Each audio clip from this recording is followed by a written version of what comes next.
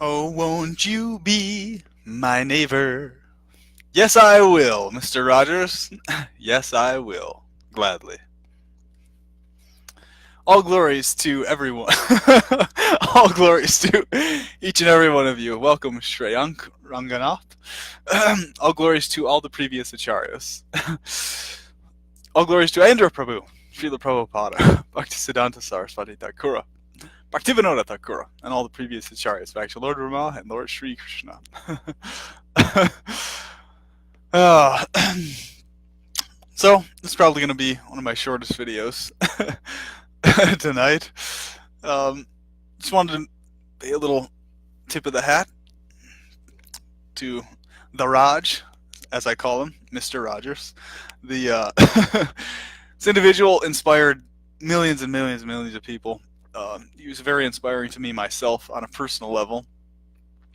Mr. Rogers spread the principles of devotional service to Radha and Krishna, the principles that they were wanting us to enact in our daily lives and want us to enact in our daily lives.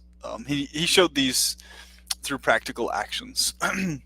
So the concepts, the principles of valuing each individual for their infinite uniqueness as a child of God, as a child of the Creator, is very essential that we as Christian devotees understand this principle and directly apply this principle. So I highly encourage you all also to watch this recent documentary that had come out about Mr. Rogers. I was very inspired to go watch that. It was inspired by Radha and Krishna to go see this. And sure enough, yes, I was very satisfied. The reviews definitely I agree with. It was very, very good documentary, very uplifting, and very encouraging message there. And also very informative about who he actually was, at least some actual known facts about him, and what he actually did and what he actually taught. So he was actually a Christian minister, and his method of preaching God consciousness to the world was through his show, through the little puppets and all the different things that he did throughout his show. Welcome, Presley. And so, yeah, that's how he preached. Actually, that's how he preached the message of of God. So, it's very interesting too when you understand this, because from the get-go, he would actually cover a lot of really deep issues. A lot of things he covered actually and relayed them to children that most people would consider quite adult concepts and principles and ideas. And you look at even the first few episodes that he covered, the very first one he was covering the Vietnam War, or I should say maybe not the first one, but one of the very first. He was covering at least warfare, or the principle of warfare that was going on. And yeah, very intense stuff actually. And all the little archetype characters that he had were representative of various aspects of ourselves, various aspects of our own psyches, and various aspects of his own self, his own internal psychology, etc. And with any famous figure, there's going to be plenty of rumors and things spreading about people like this, which makes them all the more epic as individuals. But Mr. Rogers, we can be sure, we can be certain that he is one of our eternal family members in Krishna consciousness. So I hope and pray now that he is either with Krishna in Goloka, or at the very least continuing to spread God consciousness in the world, and hopefully specifically spreading Krishna consciousness in devotion to Radha and Krishna. Wherever he is at the moment, he has my best wishes, and I look forward to seeing him again very soon. So I'm just basically going to cover in this video the principles that Mr. Rogers taught and showed throughout his show that we ourselves should really be enacting and living in Krishna consciousness. Because I've noticed quite far too often in Krishna consciousness, in our practice, we have all of this book knowledge and information and theories and concepts and stuff in front of us that are super, super deep and in depth and all this stuff about so many things. But what tends to happen too often amongst us as Krishna devotees is we tend to get so absorbed in those things and basically focusing on, okay, let's focus on our individual chanting of the Maha Mantra. Let's focus on our individual studies. Let's focus on this stuff more than anything else. And then when it comes to the actual putting into action, the actual face-to-face caring for other individuals, as beloveds of Radha and Krishna, caring for them on a very personal level, this actual very real, tangible, brass tacks caring on a very practical level tends to fall through the cracks very, very often,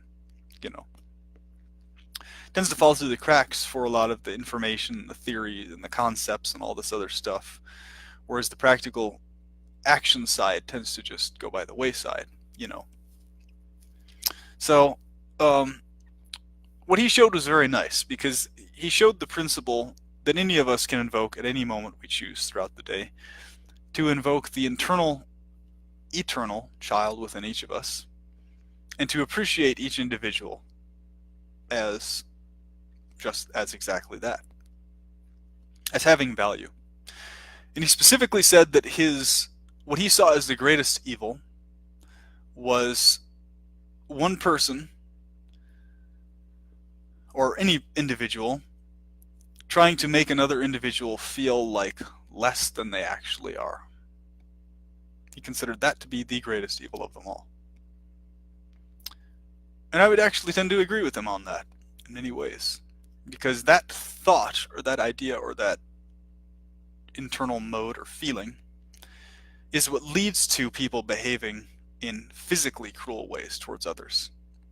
It starts with that not valuing them first, on some level or another, on a very deep level, not valuing them for who they actually are,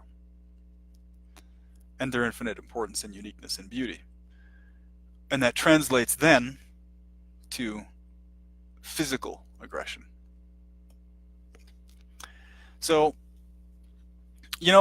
if you really just step back, if we got our noses out of our rear ends for once, and we really just look at the situation as is, of our eternal existence, of our relationship with Radha Krishna, Lord Chaitanya and Nityananda, and all of our eternal friends, living beings, when we just really take our noses out of our rear ends and look at the situation for what it is, smell the roses, we actually see that pure devotional service really simply consists of having just feelings that are genuinely feelings of affection towards everyone around us. Starting with Radha and Krishna themselves, and translating, spilling over into valuing everyone else also. And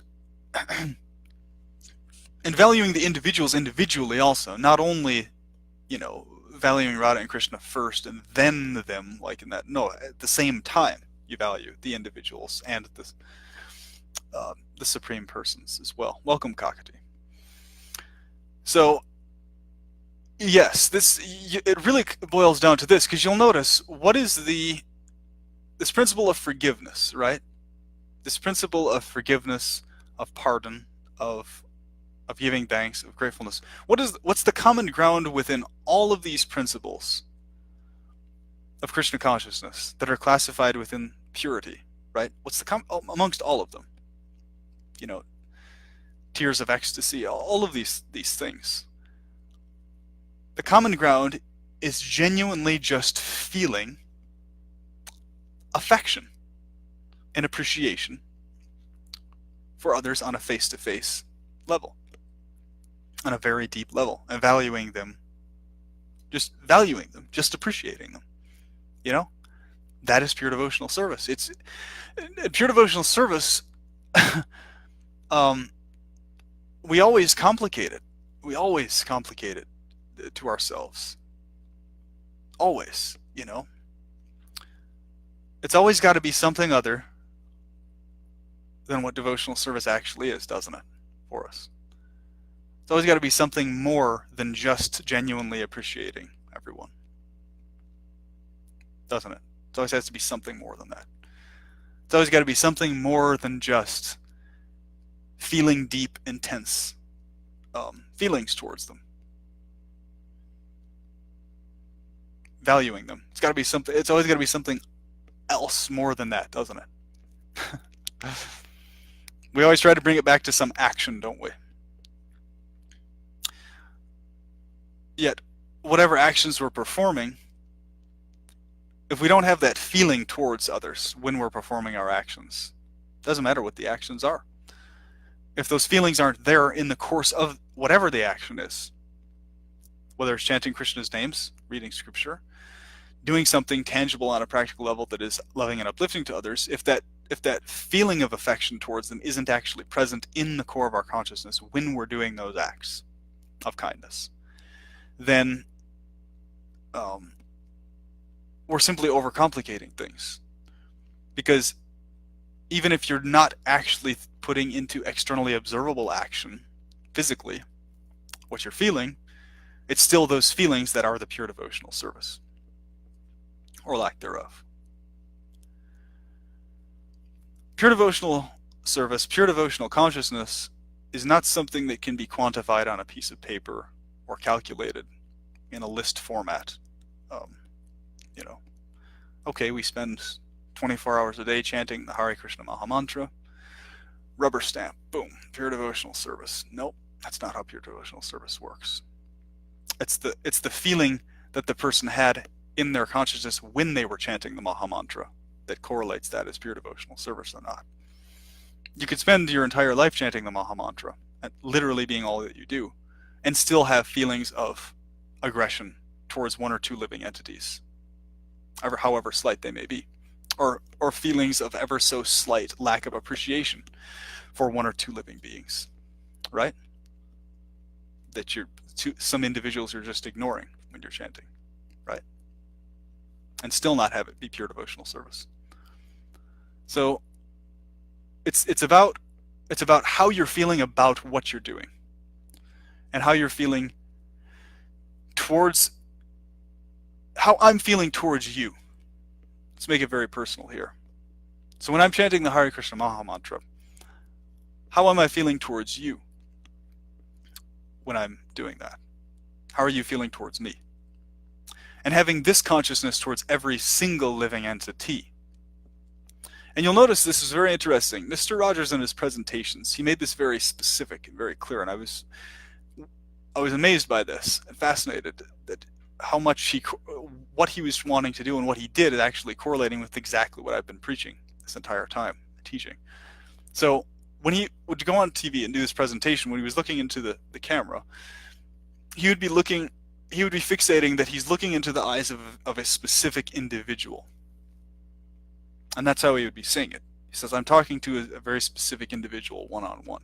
So he said, I know that whoever is on the other end of that camera, I'm interacting with them individually, face-to-face, on a one-on-one level. And that was the potency of his presentations.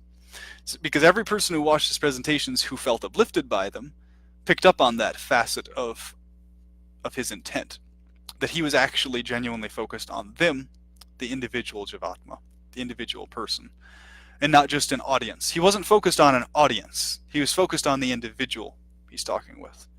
And this, in our Sangha here, in our associate, in our family, this is the standard. This will be the standard for ages to come, where the preaching, the presentations, etc., won't be given to audiences. Audiences will be sitting there or standing there or present, yes, but no. The presentations won't be given to those audiences. The presentations will be given to those each individual in that audience. So the presentation will be given to the individual, face to face. And this being the consciousness that Radha and Krishna want each of us to actually have. So as Krishna devotees, we often get arrogant a lot of times. We often get this consciousness of, oh, because we're devoted to Radha and Krishna, we're already we think ourselves somehow superior already to people who are just Christians or just some other, monotheistic practice or something like that, as if somehow we have a superiority complex, thinking that we know more than them or implementing more than them. Well, guess what? We may have more information on paper in front of our faces about stuff, about details, about things, about facts of the forms of Radha and Krishna than others have. But are we putting that information into as much practical action as someone who may not have that information in front of their face? Quite often the answer is actually no. Quite often people from completely other practices, ideologies, etc., may be very well putting into far more action the principles of Krishna consciousness already, without even having the philosophy in front of their face, reading about it and studying about it, already putting those principles into action, which is actually more important than the knowledge about the principles. Because it's about, the knowledge is only as good as what you use the knowledge for. The knowledge by itself, in and of itself, is useless. It's what you use the knowledge for, to uplift and to soften the hearts of others, to make them feel happy, genuinely happy about themselves. And know, not only making them feel, but transferring to them the fact that you actually appreciate them, right? And transferring to them that sensation and feeling of your appreciation for them.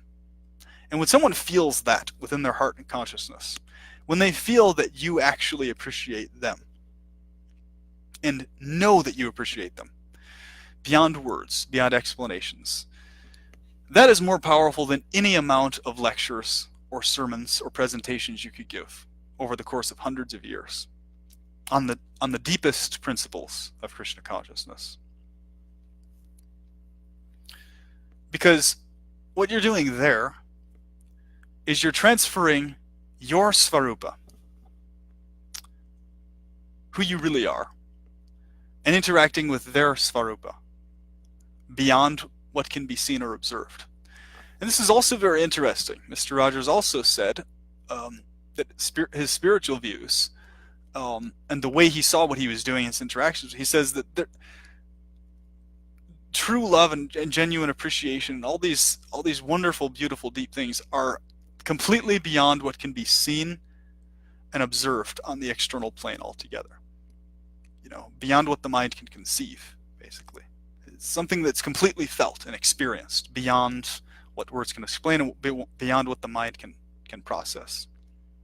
And he's absolutely correct. So Radha and Krishna gave him success in his show, in his presentation, because they were pleased with what he was doing. Otherwise, they wouldn't have granted him success, and his show would not have lasted that long. In fact, so many other things. And people would not have been inspired the way they were cross-culturally, cross-spirituality, cross-religiously, etc.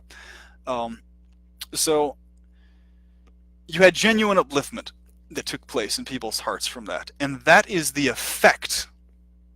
Always remember this. That is the effect of actual Krishna consciousness. The effect of actual Krishna consciousness is that those around you genuinely feel loved by you. That is Krishna consciousness.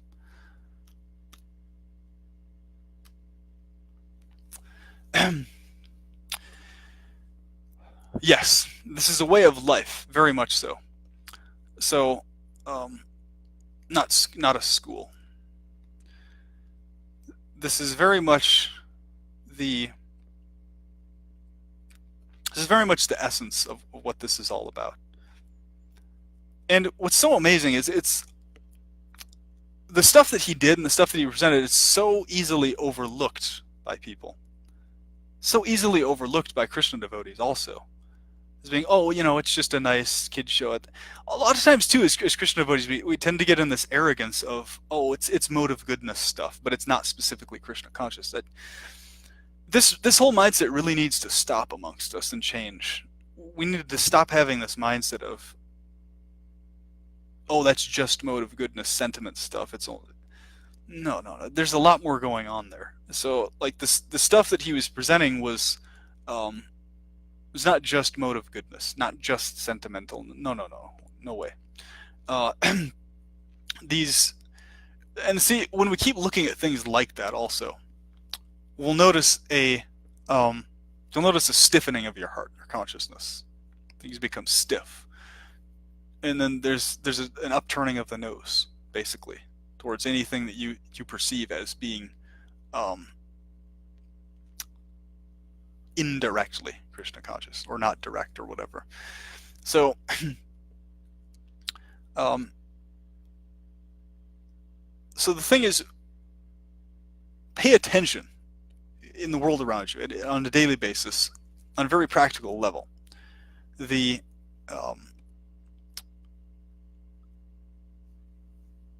where pure devotion is to be found, where the forms of Radha and Krishna are to be found, genuinely so.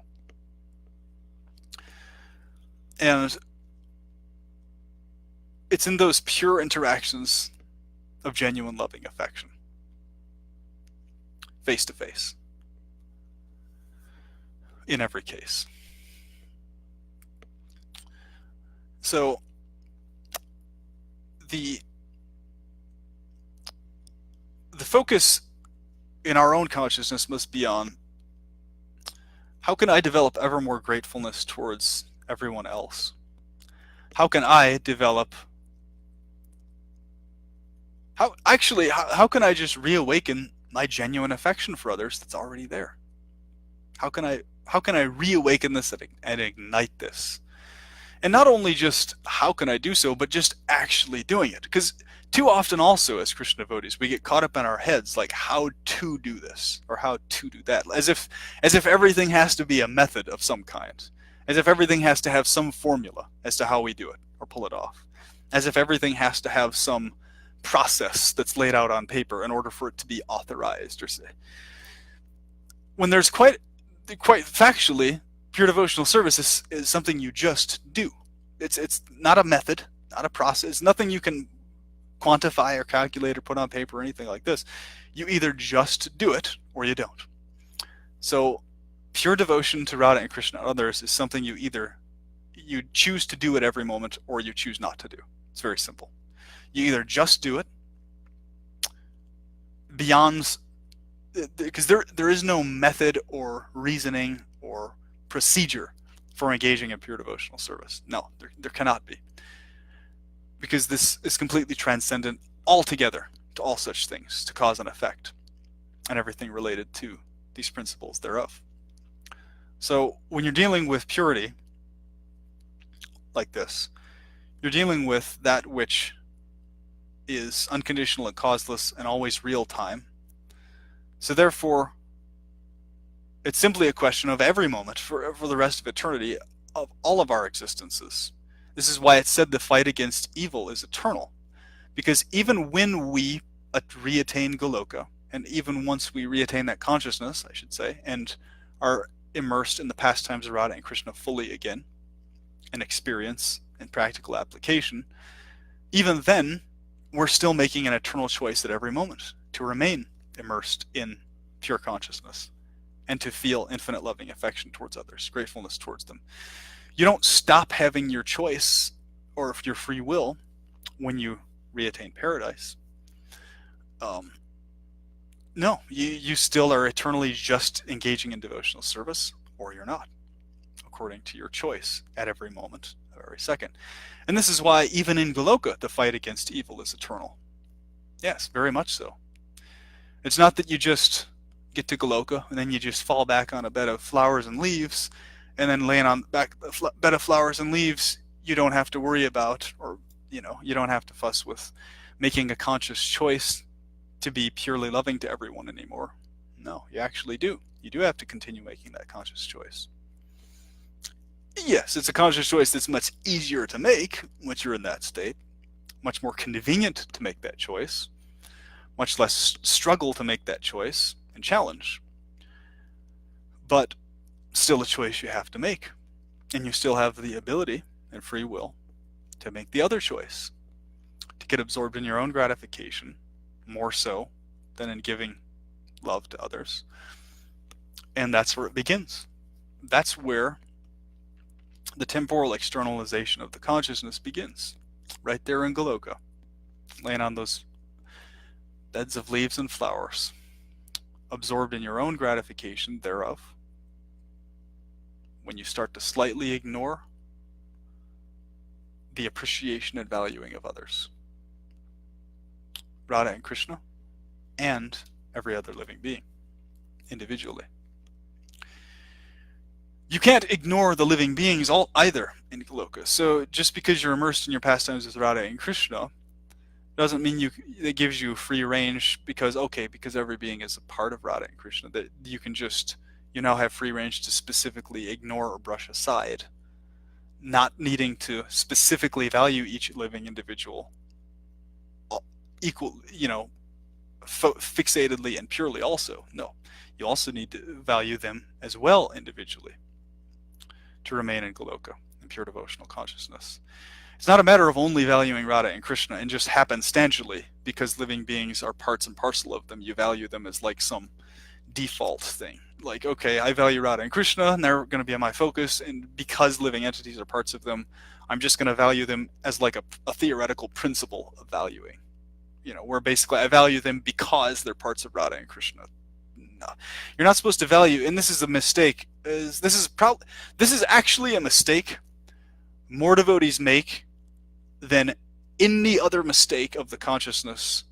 This is the one that we as Krishna devotees overlook, and every living being overlooks actually, who is conditioned by matter more than anything else. It is thinking that we have some scope or leeway to not specifically pay attention and value each and every single individual living entity, as well as Radha and Krishna, along with our valuing of Radha and Krishna together. Almost across the board. In fact, this is very interesting. So think about your consciousness and how you process your devotion on a daily basis, and this will answer so many questions for you. When you're engaged in devotion to Radha and Krishna, to what degree are you actually ignoring or brushing aside or just amalgamating the living beings into just some amalgamated concept or principle, instead of actually valuing each one of them individually, specifically, right? So here's the thing. We always speak against impersonalism and impersonalist traces all the time, top to bottom. This doesn't only apply to the forms of Radha and Krishna. Obviously, it applies to their forms infinitely so. Their forms are beyond everything and the source of everything. Their forms, face to face, in every case. But also the individual forms of the living beings and every single living being, which there's an infinity of them. Valuing all of their forms specifically, and with infinite depth of appreciation, gratefulness, and gratitude, to the same depth of gratitude that we have towards Radha and Krishna. Okay? And it's when the Jivatma overlooks this point that he's actually overcome with the first aspect of impersonalist traces. That is the most subtle, the most unseen, the most under the surface impersonalistic tinge that creeps into the consciousness. The idea at the subconscious that you can focus on Radha and Krishna's forms while brushing aside the forms of every individual unique Svarupa. Because Jivatma means infinitely unique. So Radha and Krishna value each individual living being infinitely so. And we follow their path in all respects. So if we're only valuing them and just happenstantially, just, willy-nilly, okay, I value living entities because they're parts of Radha and Krishna. And you're not actually valuing the individuals then. You're just valuing the fact that they're a living entity, but you're not actually valuing them. You see what I'm saying? Okay, I'm valuing you because you're a living entity. Well, that's the same thing as only valuing Krishna because he's God. You see what I'm saying? It's the same type of sidelining, scoffing, brushing aside. It's the same type of conditional consciousness that doesn't allow living beings to make it to Goloka. Um, and so the reason I'm bringing this up in relationship to Mr. Rogers is this is actually, that aspect of Krishna consciousness is the very thing that he showed through practical action.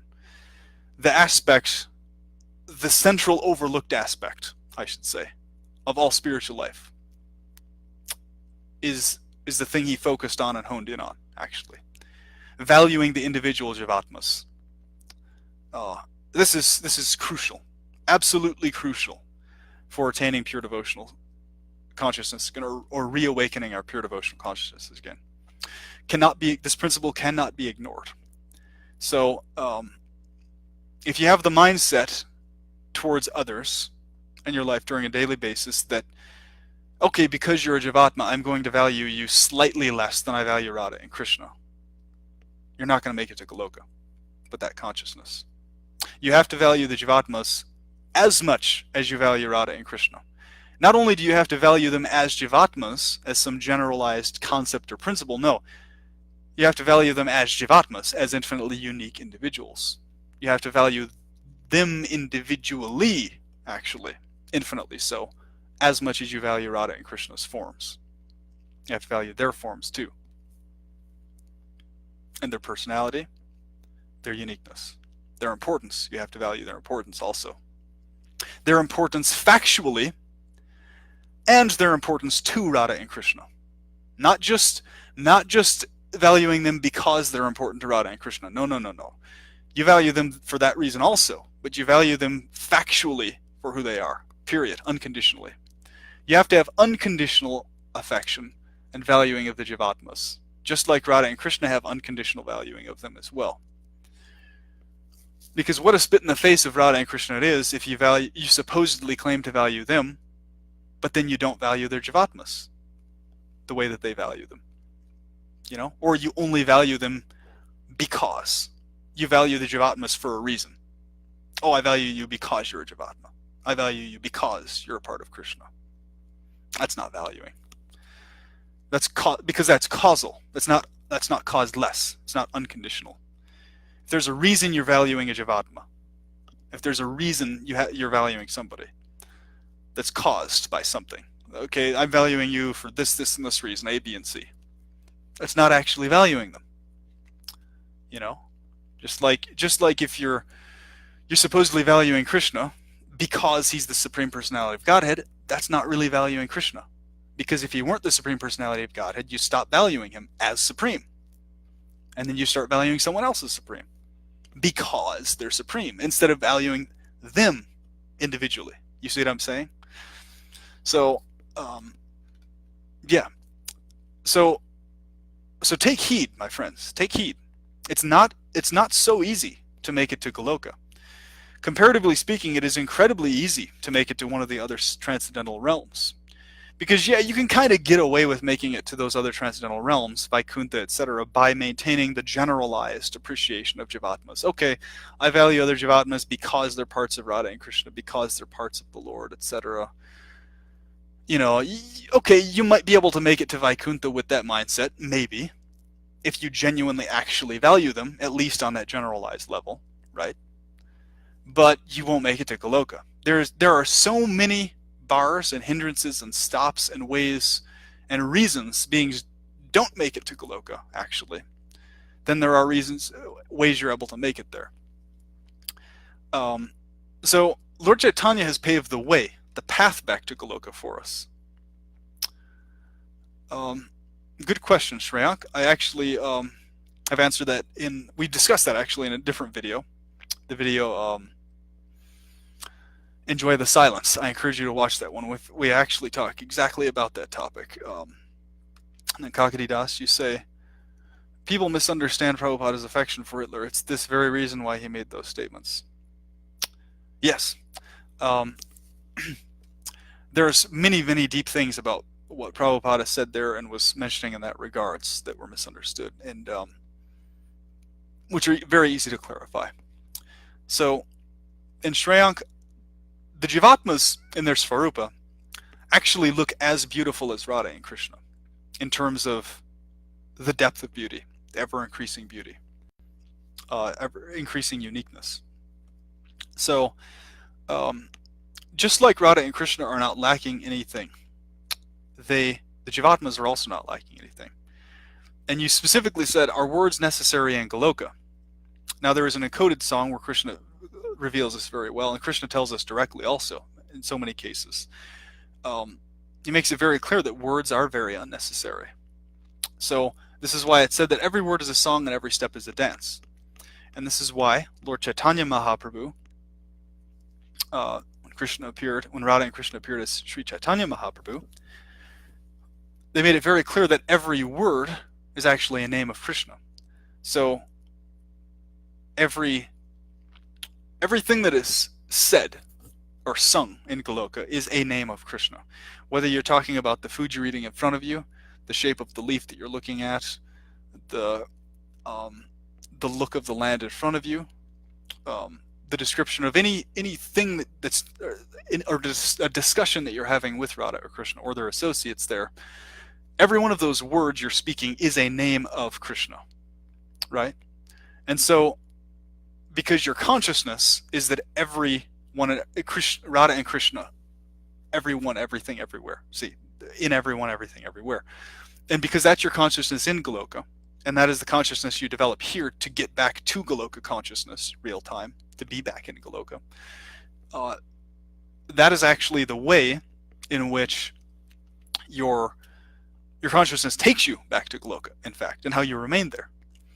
So, just like they thought Lord Chaitanya Mahaprabhu had lost his mind when he just kept referring to every single letter, every single word, it's just another name of Krishna. Krishna, Krishna, Krishna, Krishna, Krishna, Krishna, Krishna, hey.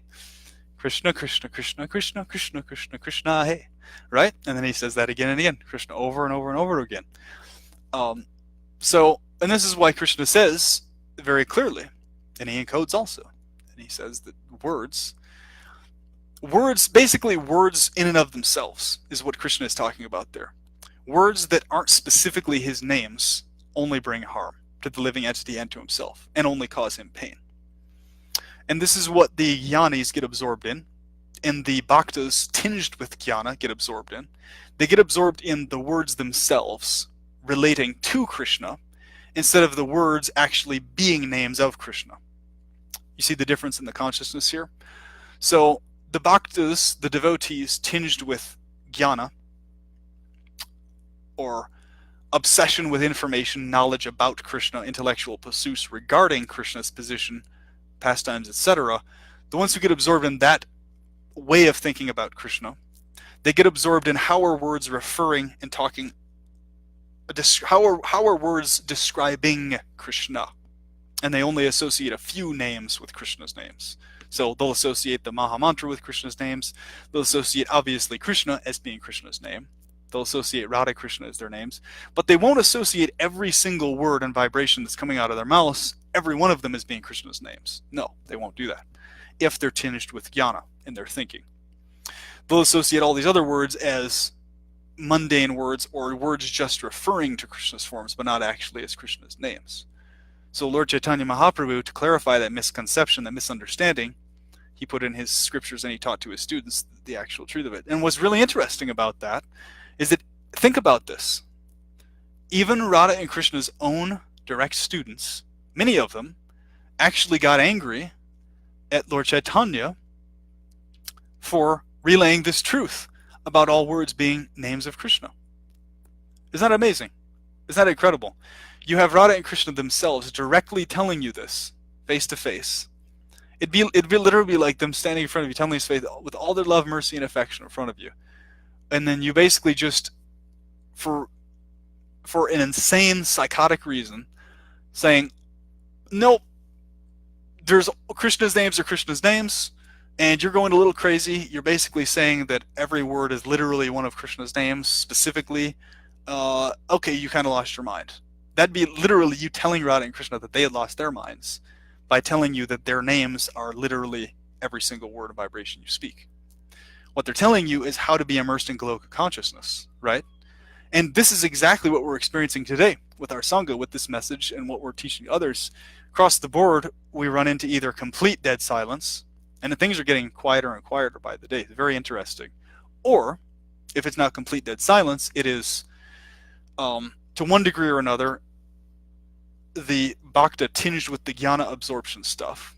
Basically, people insisting how words are referring to Krishna, but not specifically as names, in other words, and or direct hostility regarding these principles, just like the exact type of hostility Lord Chaitanya Mahaprabhu ran into as well. So the things that Radha and Krishna experience when they appear as Sri Chaitanya Mahaprabhu, we all experience when interacting with any type of consciousness that is contrary to Goloka consciousness, whether that pops up in our own mind or heart, or whether that pops up in the consciousness of another individual Jivatma interacting with us, or both. We experience anguish and misery and all these dissatisfied sensations, right? It's because by doing that we're actually causing Radha and Krishna direct pain.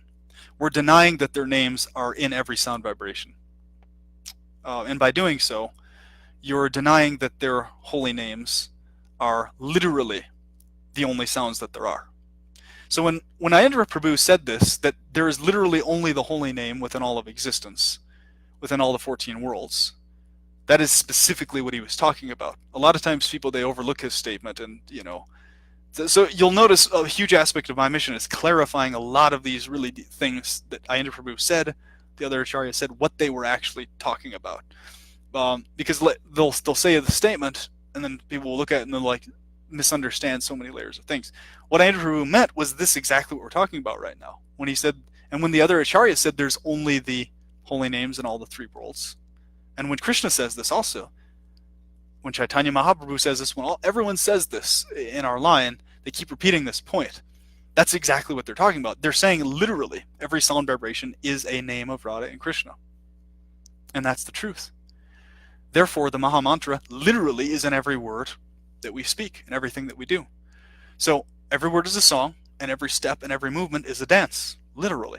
That is actually the reality of reality. That is the truth. So every sound vibration is the holy name of Radha and Krishna, and every movement is an engagement in a direct involvement in the Rasa Leela dance, or an assisting of the Rasa Leela dance. Every movement and every word and every sound. And to the degree that the consciousness forgets this, does not understand this, does not properly grasp this, or misunderstands this, to that degree the consciousness will be absorbed in various externalized versions of that truth and that reality. Welcome, Nicholas. Hare Krishna. So yeah, the most important thing to take home here, and to do when we're at home, in fact, and when we're out and about, is to focus on, more than anything else, how am I feeling towards others? Not just others, because this others is anything that's vague always has some impersonalist connotation to it, however slight. So how am I feeling towards this individual? And when I say this individual, I mean every single individual that you're interacting with on a continual moment. Every bacteria that fills your form, right? Every Jivatma that's in a bacteria form that fills your body. Every individual that's in a human form, animal form, plant form, the particles in the air. How am I feeling towards this individual? And you're looking at them all as individuals. I should say, not even all. You're looking at each one of them as individuals. All the billions and trillions and quadrillions and every number of them like that. This consciousness is the consciousness that is the consciousness of Goloka Vrindavana. It's this pinpointed super-personal consciousness. So, because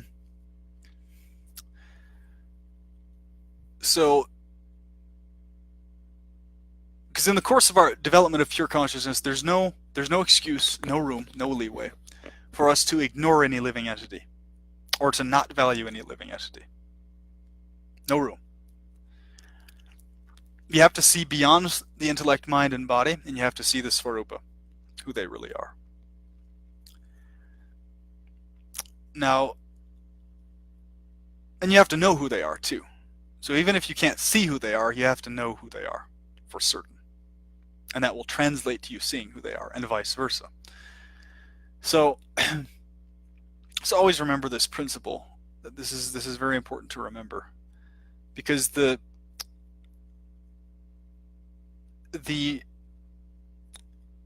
statements of the acharyas must always be understood in proper context. Too many devotees, too many individuals who are reading the scriptures are severely misunderstanding. When Prabhupada says words like, when he uses insignificant in relationship to the living entity, he's not talking about the living entity actually being not important. He's talking about the living entity. He's talking about how we ourselves are supposed to not focus on ourselves as the center of focus and attention. That's what he's talking about. He's not talking about the living entity not being important. That's not what he's talking about. He's talking about the correct consciousness towards the jivatmas in their relationship with Radha and Krishna and ourselves. So he's making very clear how to properly focus the attention. So understanding who is the central fulfiller of the desires of all other jivatmas, which is Radha Krishna. I should say, who are the central fulfillers of the desires of all the other jivatmas, Radha and Krishna. So this is why I specifically say infinitely unique, and I never say insignificant personally relating to the jivatma, and I never will see them as such, even though I understand what the acharyas are trying to get at and trying to say. And that once again, people always use the time and circumstance, because they were dealing with audiences throughout history, especially up until very recently, where basically everybody was so absorbed in the false ego conception of things that they were actually uplifted when they would read things like that, because they would just, oh, okay, yes, Krishna's, center of focus, we're not significant, this and that. The way they were looking at things, right? Nowadays, we're dealing with an audience where that type of wording doesn't work anymore. And there's many reasons why this doesn't work. Because we're now dealing with an audience that understands that they are eternally and infinitely important, which is true. But they have a falsely egoistic understanding of what that importance is. And a misunderstanding which is just separate from the true ego's understanding of that statement. So because they have that understanding and that inherent valuing of themselves, which is very good, which they should have, just needs to be properly guided and directed. That's all. So the word insignificant should not be used in relationship to the living entity any longer. Should not. No matter who's talking, preaching, or relaying the principles of Krishna consciousness. Simply because people misunderstand those words severely nowadays. And it causes people vast depression, very bad depression, and unhappiness. That's for no reason. It does not need to be there.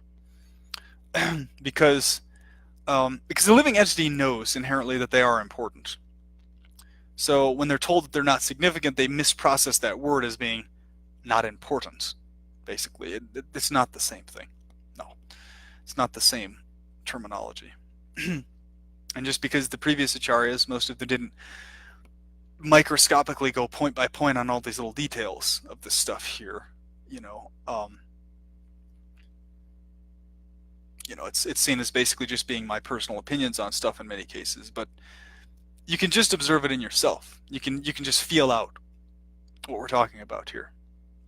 It's very easy to understand, and you'll understand that when you're reading scripture with an eye tinged with the salve of love of Godhead, what this means is quite simple, not complicated. This means you're reading everything, you're processing with the feeling towards Radha and Krishna and towards others of deep affection towards them. Okay? And when that is the sensation you're feeling towards them prior to starting your reading or your chanting or whatever, that consciousness translates to you having very deep realizations beyond the words most people are reading, who do not have that affectionate feeling towards others from the get-go before they start reading whatever the words are saying in front of them. You see? So, because if your feeling towards others is at the core to begin with less than affectionate towards them, you're going to be reading and processing whatever it is you're reading according to some attempt to justify you maintaining that initial lack of affection towards them on some level or another. So you'll hunt down scripturally, oh, okay, there's 4 different types of living. There's the Supreme Lord, there's the innocent, there's the Asuras, oh, great, there's a justification for me to now not appreciate others, just like I don't already. See? And that's how you're going to process. And this is all going to be taking place on a subconscious level. So you have to really pay attention to your subconscious when you're reading scriptures. What is your subconscious doing? You have to pay attention to what your subconscious is trying to justify, okay, to you. And if your subconscious is trying to justify to you exploiting others for your gratification or not feeling affection towards them, that's something you really need to look out for. In fact, it's actually, it's much less bad to focus on exploiting others for your own gratification, but while still having affection and appreciation for them. Yes, it's still poisonous and not pure in consciousness, not purely devoted, but it's actually far worse if you try to justify not feeling affection towards them, though. Because there's 2 types of consciousness of exploitation. There's a consciousness of exploitation, which is a consciousness of affectionate exploitation for gratification. So, for example, the desire to have mutual, in this temporal external plane, the desire to have mutual intercourse with someone else who you feel attraction to. That's basically that type of exploitative consciousness. It's an exploitative consciousness which is abusive to you in terms of keeping you from your deeper consciousness. Whereas the consciousness of specifically exploiting others without feeling affection for them is specifically aggressive, envious, hateful, and it's a violent consciousness.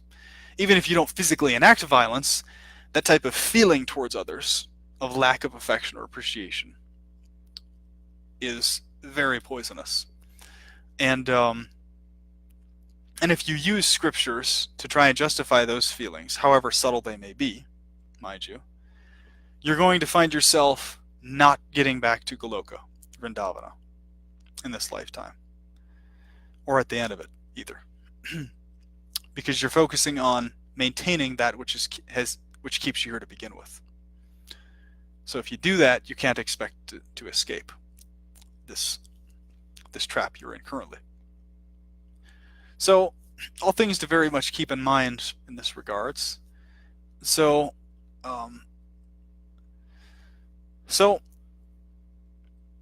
I pray that Radha and Krishna accept this offering and that they appreciate what I'm trying to present here, and that you do as well, my friends. And I also pray that Mr. Rogers, the Raj, as I like to call him, wherever he is experiencing ever-increasing upliftment in his devotion to Radha and Krishna. In fact, I'm sure he is, because what he did is very pleasing to them in this last go-around of his externalized experience in this world. And we can learn a lot of lessons from him, what he did, how he went about things. We can learn a lot of lessons in terms of preaching to people in general, and also to children as well, because you always have to look at things like this.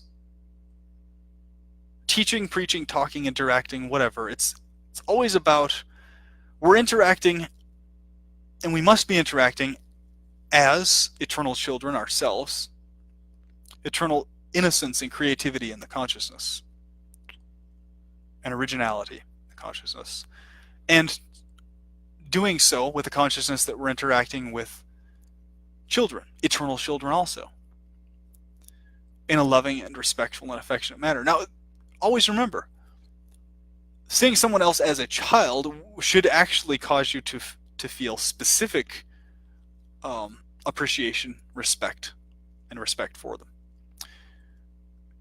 The child of the consciousness is referring to that innocence, that purity of the consciousness.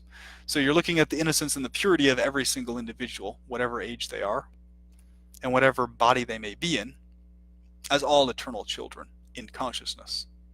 See? And that's the consciousness that Mr. Rogers was trying to teach people to have and to pick up on.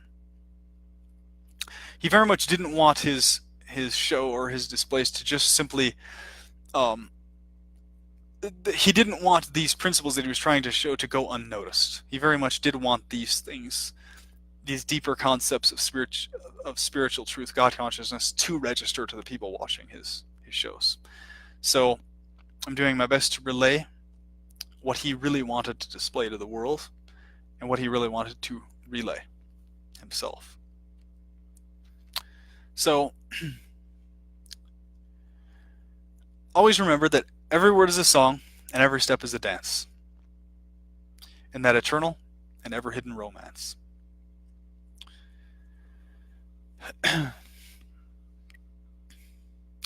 Remember that every word is a name of Radha and Krishna, and every motion you engage in with your arms and your legs and your body on a daily basis is connected to their pastimes in very significant ways.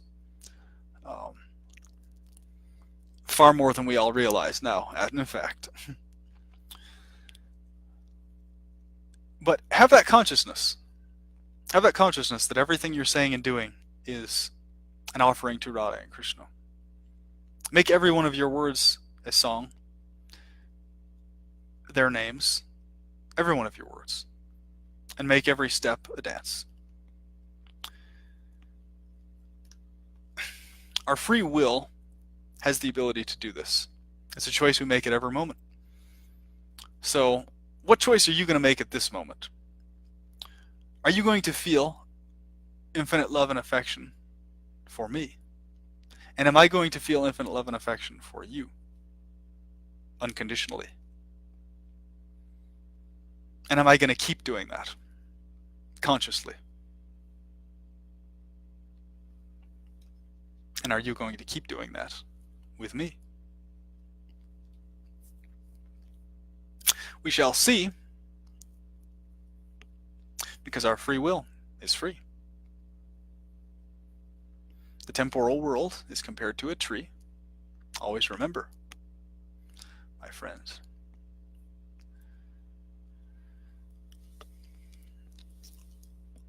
The fully flourished side is on the other side.